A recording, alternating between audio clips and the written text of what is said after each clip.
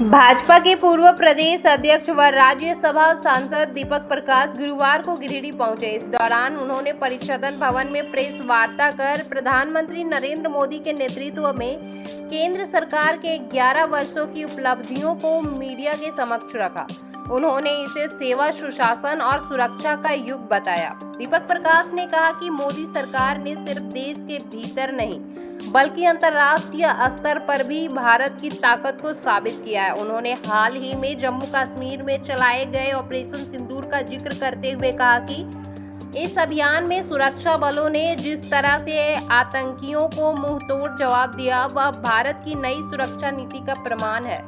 उन्होंने कहा कि अब समय है कि इन उपलब्धियों को जन जन तक पहुंचाया जाए ताकि हर नागरिक मोदी सरकार की विकास यात्रा में खुद को जुड़ा महसूस कर सके।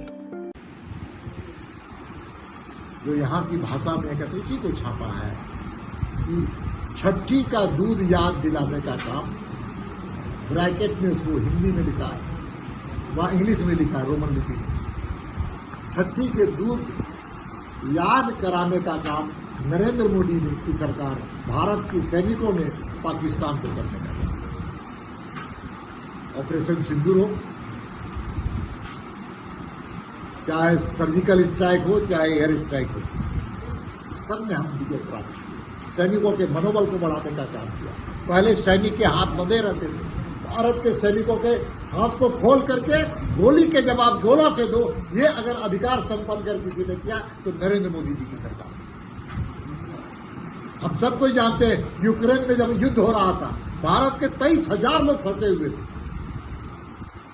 लोग अपनी आत्मरक्षा के लिए बिखर बिलख रहे थे, लेकिन भारत की ऐसी सरकार थी जो रसिया के प्रेसिडेंट से भी बात किया, यूक्रेन के प्रेसिडेंट से बात किया और कहा कि हम अपने लोगों को लाने के बाद हम लाना चाहते हैं, इसलिए आप कुछ दिनों के लिए, 2 दिनों के लिए युद्ध को विराम कर दें।